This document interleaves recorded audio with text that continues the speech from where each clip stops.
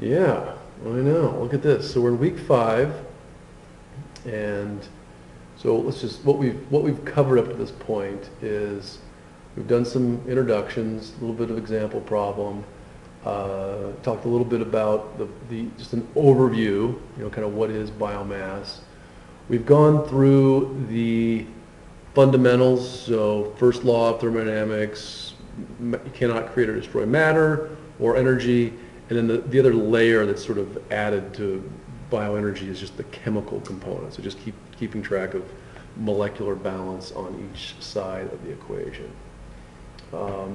We got into organic chemistry, so we went through all the alkanes, alkynes, we went through the esters, through the, yeah, so let's just see what week 4 has in store. I haven't heard from Jason yet, but here's We Sean. kind of quoted his website. Is what I did. I don't know a lot about cellulose. I just read a little bit and then quoted from it. Mhm. I forgot the other quote mark still has. I like, I'm going to just go out here on a quick limb.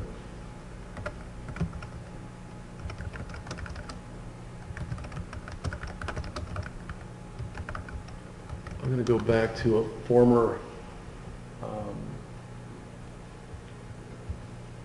life. This stuff changes all the time too, but I used to do a lot of atomic force microscopy, and so it's more just looking at the physical structure. And That's why you know that. let's just grab one. So here, this is kind of a cool one. So this is probably paper, I'm just guessing, but it's showing that the cellulose itself is sort of a rope. Images. Let's see what I want to see this guy. Like,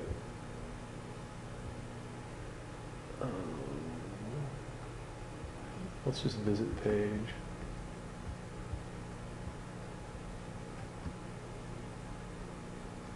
That's graphite. Yeah. That's more just AFM. Aluminum foil, magnetic, optical disc. That's a CD. Yeah, this is kind of a cool old page, but It's kind of like on everything. yeah, let's just try this cellulose nanocrystals. It's kind of fun too. Langmuir. Let's see if we can do a quick PDF. But sometimes these are free, sometimes not.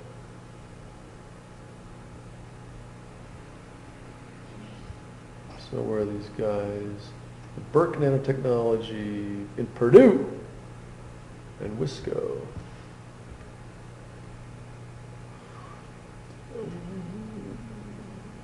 What year is this guy? 2010, so relatively recently.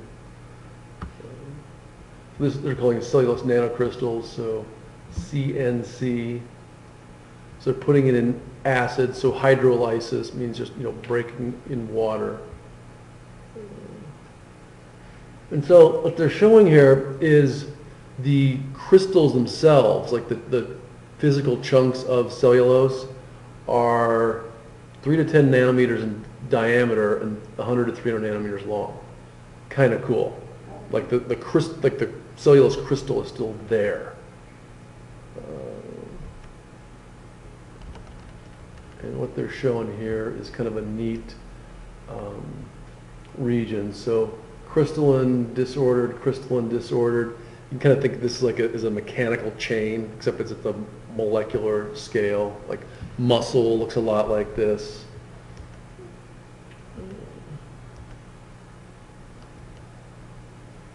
And what they're looking at here is the elastic modulus. So this is the material's ability to store energy. So what they're doing with this paper is so what they'll do is just have every little crystal be a spring. So when you pull it, obviously you're putting energy into it. So how good is that little spring or fiber at storing energy? That's what the modulus means. And you can see that it's in gigapascal, so it's in units of pressure. So it's either, you can think of that as energy per cross section or energy per volume. It's really the same thing.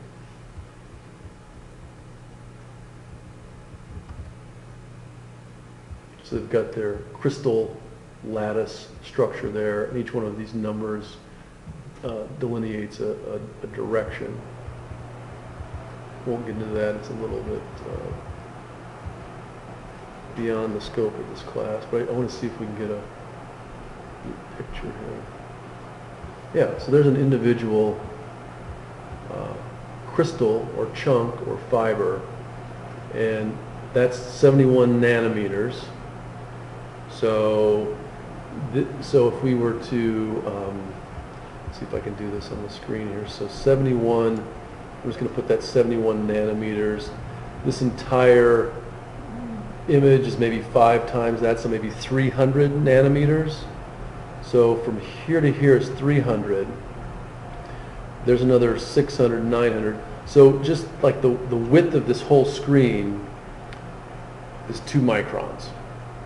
So a single hair, and I'm looking at this scale, a single hair, if this is 2 microns, would be 50 computer screens wide. So that's how small this thing is. Yeah.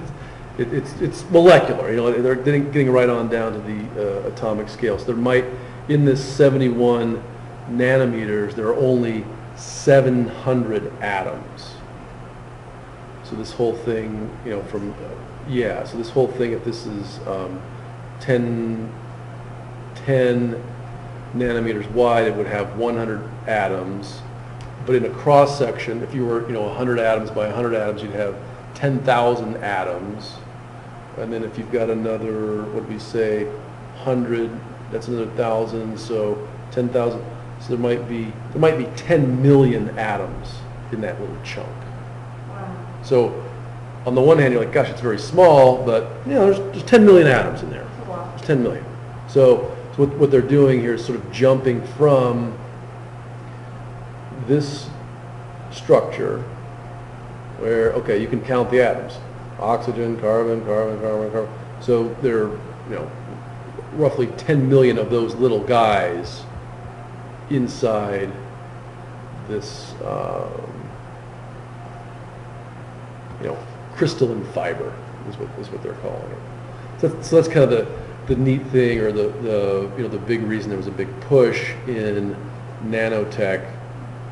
There has been over the last several decades, because we can now see these and, like, you know, make the jump from the molecular world, carbon, hydrogen, oxygen, into like, oh gosh, it looks like a miniature rope. And that's how, you know, nature's built. So it also looks like these guys are actually pushing on the fiber to see what its mechanical properties are. You know, there's some more good stuff. I used to do a lot of that atomic force microscopy, kind of fun. And then this is their equations showing the force. So they're actually, you know, pushing on the fiber to see how stiff it is, and that's your stiffness material, and that's the modulus, that energy storage that I mentioned. So kind of fun. So cellulose synthesis, you know, so the plants are actually, you know, manufacturing those little fibers and say, hey, now I've got these I can stick together. So that's a good find. Thanks for sharing that. I like it.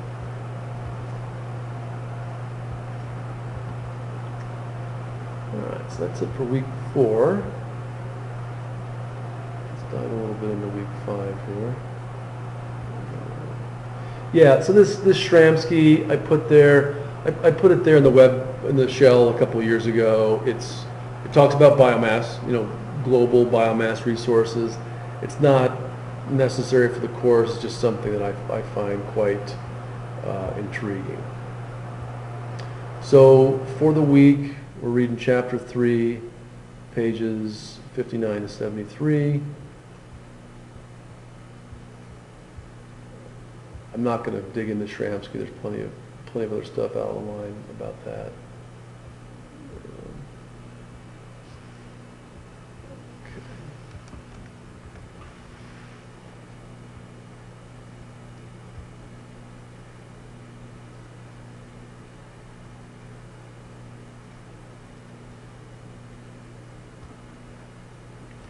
And this was all written by Brian Kearns.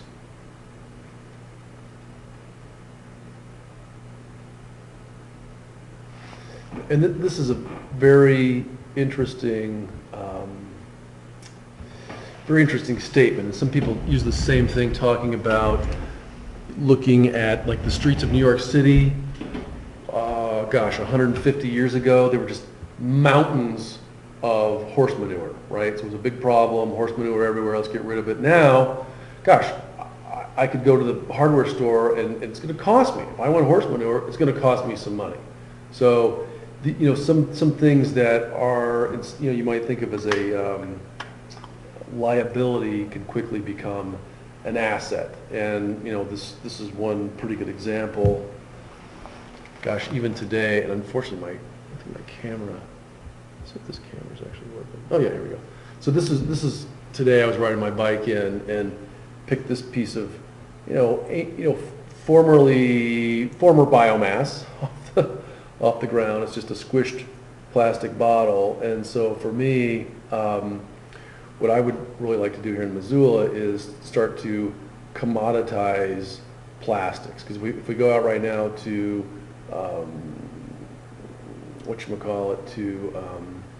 Republic's website or Pacific Steel, they'll accept this plastic, but they're not going to give any money for it. So the statement here is pretty salient. Many biomass processes, it could be the same thing. Like, say instead of holding this, this nasty plastic bottle up, maybe I'm holding up a soiled tissue, facial tissue. Someone blew their nose on it, wiped their brow, whatever. It's contaminated, but it's still biomass. It's still cellulose. And for me, I'm like, well, I will take that and compost it and turn it into soil, and now it becomes a commodity. So what we're really looking at with this statement is this sort of gray market. The other way I like to frame it is back with the recycling triangle, where you have the consumer sitting here at top, buying the horse manure, buying the Kleenex, buying the whatever, worm castings, for gosh sakes, they're buying it to do something useful, and then they basically, discard it. So it comes down here to the recycler. The recycler says, hey, I'll take that bottle, Kleenex, worm casting, piece of whatever, and turn it back into a product. Food, energy, clothing, what have you. So that's kind of what we're looking at with that one little sentence here.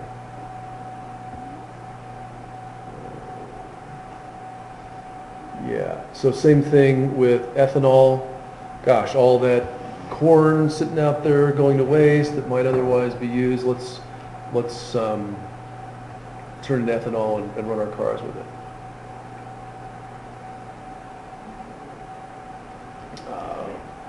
Industrial ecology, I like that. One company's trash is another one's treasure. Another thing there is what I've been referring to as the circular economy. So if you sort of imagine we're sort of looking down on Earth, and here's sort of the butcher, the baker, the candlestick maker, all in a little circle, rather than pulling new resources up from the ground in terms of carbon. What I'm trying to look at now, if we take a side view, so here we are on the Earth, we have some carbon emissions, but then those come back through the biomass in the form of food that we eat, purpose-grown crops, timber for houses, etc. So we sort of keep that whole economy above the surface and sort of leave that deeper carbon economy in the ground for future generations. And then the idea is let's just manage what we have here rather than going after these dangerous and sometimes environmentally polluting sources.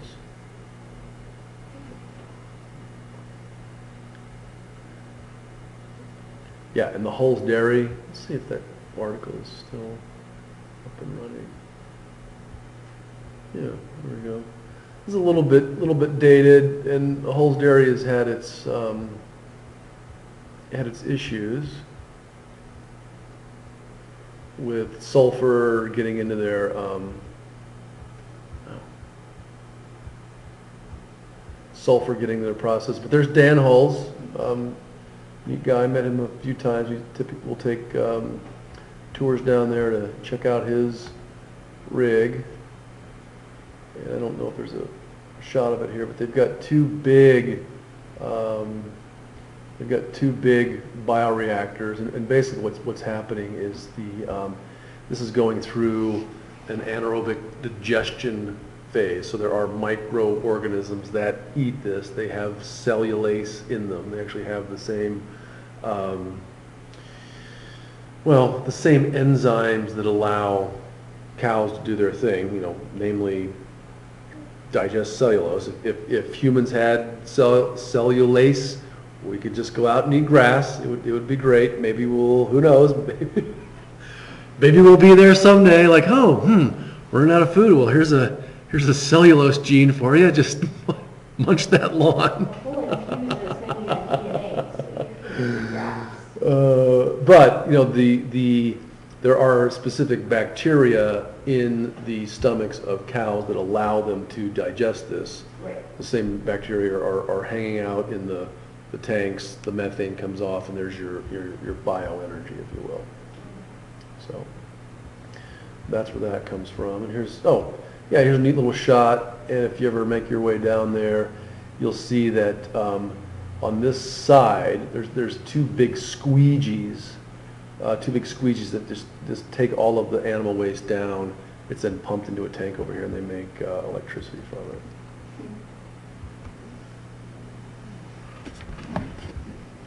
My great-grandfather lived in the crowd. Yeah, I did. Cool. Closed loop biomass, again, you can think of that either as a loop that's sort of sitting right on the surface of the earth, or you can think of something that heads up into the atmosphere but then quickly comes back. That's what's meant by the closed loop. A couple different categories. Non-woody grasses, also wood. So there's purpose-grown wood. Once this has been cut, this is showing coppicing. There's an example of this. I don't know if this is right along the Clark Fork, but this is a common practice right here in Missoula where you'll see these guys coppicing along the Clark Fork. Here's algae. No discussion of algae would be complete without a little peek at algae aquaculture. And we are very fortunate, and then this resource is right here in Montana. So my business partners have, this is the dragon. This is where the biochar is actually produced. This is the octopus. You can see there are 8 legs. Algae pond, etc. And then the whole idea is that any waste gases then go into food production. So that's the a Montana version of algae for carbon sequestration, because obviously these guys have the chloroplast and they're sucking the CO2 in. In the case of algae aquaculture, they're allowing these algae to be broken down by smaller microorganisms that then make the methane similar to the Hull's dairy that make the biogas. Okay.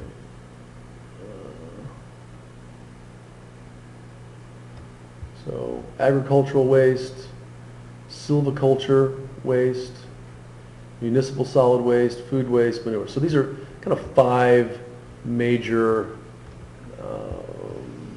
categories of wood or grass or food. I was astonished, but it's true. 40% of the volume of mass that goes into Missoula's landfill, This stuff? food. 40% of it's food. It's not wood, it's not glass, it's not plastic. it's food. It's like almost half of it's food. So weird, so gross. Fat. Sorry, we just can't do that anymore. It's I mean, it's actually illegal in some states to put food in the landfill. So, all right, Montana, let's get going. Let's get for real. Okay, now, just as we've done with coal, we do the same thing in analyzing the chemical properties of biomass. So, proximate analysis means that you can look at the volatile matter. So, so cooking the biomass in pyrolysis, and you can get your heat from the sun. You could get your heat from combustion. Gosh, maybe even an electrically heated pyrolysis machine. Anyway, you're sort of cooking biomass in the absence of oxygen to pull off volatile matter. That's going to be water. There's going to be some CO that comes off, some other gases. Fixed carbon means that, sorry, you've got a carbon-carbon double bond in there, or the carbon's in some kind of lattice. It's not coming out. You've not put enough energy in or oxygen to rip that carbon bond apart. So that's what's meant by fixed carbon. And then ash, well, what's the ash? The ash is going to be, there might be some iron in there. There might be, iron oxide. There might be some other metals. If we were in Libby and we were to set a tree on fire, there would be asbestos in that ash, because, and this is kind of a trip, but it's true. So, as the tree grows, you've got your inner hardwood, which is not alive anymore. It's sort of the previous tree. You've got the cambium, which is on the outside, the living portion of the bark. Well, in that bark structure, if there's sap sort of sitting there, the asbestos from the air sticks in the sap, and then as the bark grows around it, it's just embedded in that bark. It just sort of just sticks on like a big asbestos scab on the outside of these some of these trees. So the ash can be either something that was actually metabolized from the tree. Could also be sulfur. There's a lot of sulfur. I think sulfur trioxide, and there's potassium as well. So I've got the analysis. But the point is, as much as 80% of the energy is in the volatile matter. So there's your water, there's your carbon monoxide, methanol, formic acid, methane, tars. These sort of come off. There's the ash, there's your silicon, there's some calcium, sulfur, chlorine, potassium. Mostly good stuff for fertilizer. And then, so table 3.3 shows how to look at this. Bulk density, we're doing this right now for our biochar. So if you're going to sell your biomass, you're going to sell it either on a volumetric basis or a weight basis. How many super sacks, how many gallons, how many tons, whatever. So density is an important factor to know. Higher heating value versus lower heating value. One thing to note is that enthalpy is just another form of heat. It's just thermal energy is all it is. It is the exact same units. It's measured in joules, and it's the heating value. Higher heating value versus lower heating value. Lower heating value just means that you have not captured the energy from the water vapor. All of that energy that is sort of gone off as steam is gone. But if you are recondensing that water, then you're going to maintain, or you're going to get what's called the upper or higher heating value. Then, of course, energy content. How many BTUs per pound, megajoules per kilogram, what have you.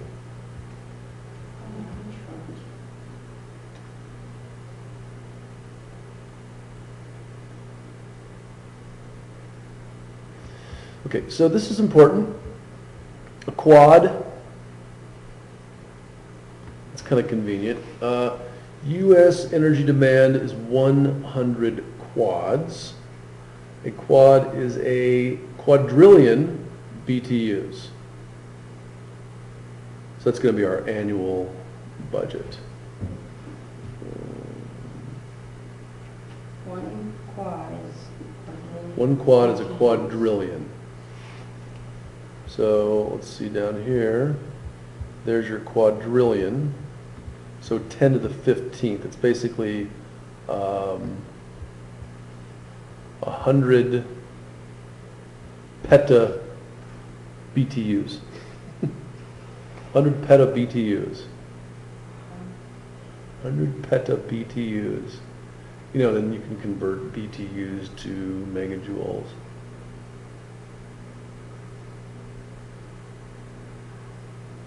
So poor Brian, as an engineer, about half my life is consumed by converting units from one system to another.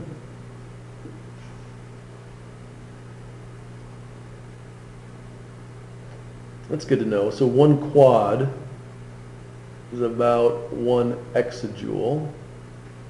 So that works out pretty nicely. So one quad is 1 exajoule. So that would be 100 exajoules that the U.S. consumes.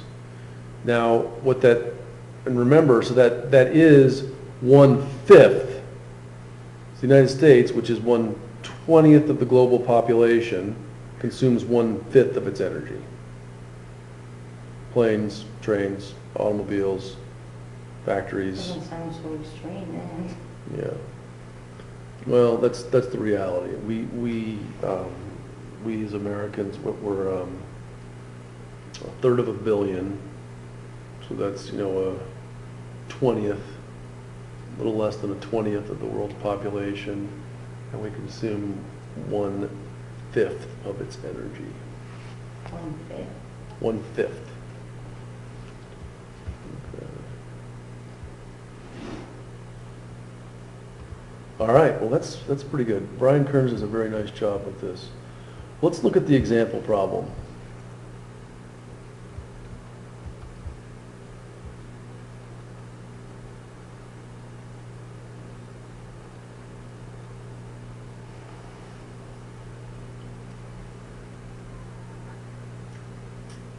Okay, getting good data for a project design is often a difficult process.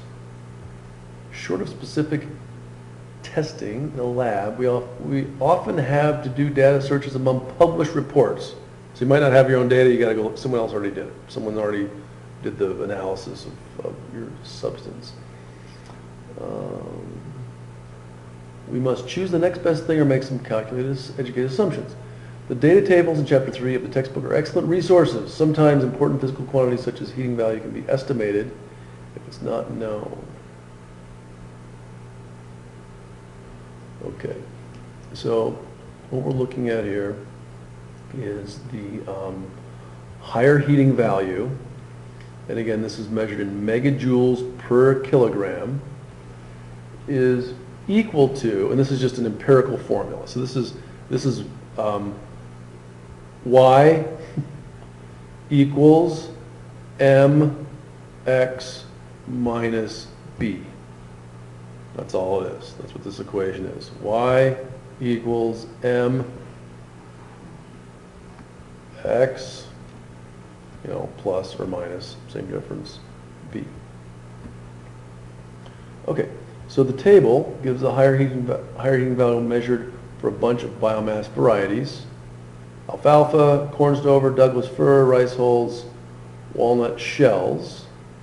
And of these you can see, okay, the Douglas fir has the highest, the rice hulls have the lowest.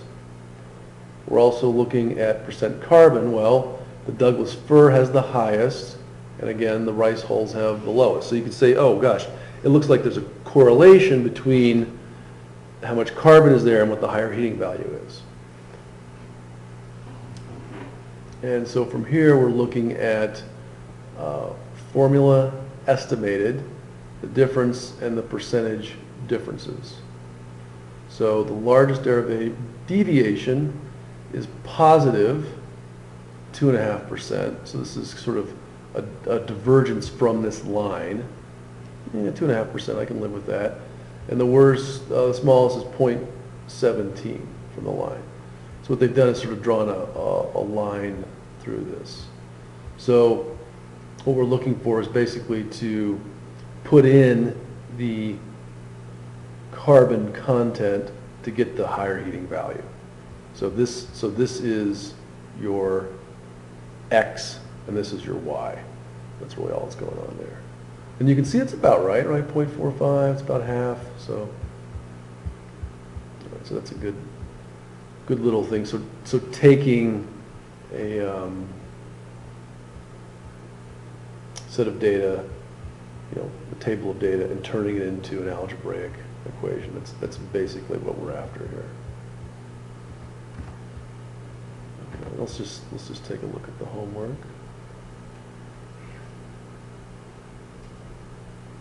Yeah. So 18% is yard waste. That seems like a lot. So if 40% is food, 18% is yard waste.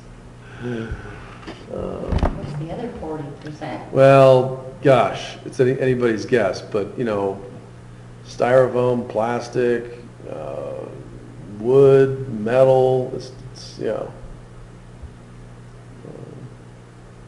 so calculate the annual energy in quads of this biostock.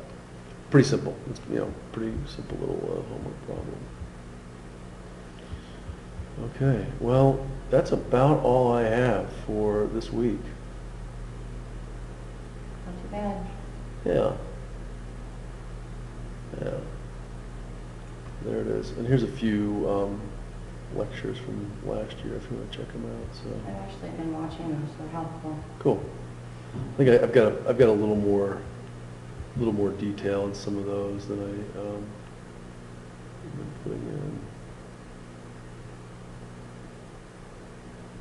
I used to have, let's see.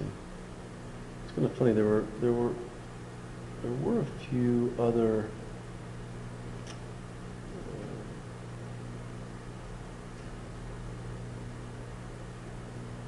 sets of notes that I put together. I guess maybe I didn't put them in here.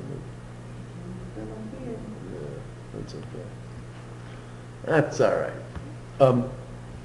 Also, here's just as a heads up, we're going to do one of these two things. Either go check out the biomass in Corvallis, or we could check out the wastewater treatment plant and look at the poplars that are growing there. So either one. I guess what I'm suggesting is that maybe you and Jason just schedule a time and just do it together. Okay, that's Jason Arshner, yeah, just reach out to Jason. I'd be glad to do either one. So let me know what you're interested in, and we'll go check out the biomass, or we'll go check out the treatment plant. So I'll shoot him an email tonight. yeah. Oh, and then this is my colleague who's pretty deep into the power pellet for biomass. Yeah. All right, that is it. Sports fans.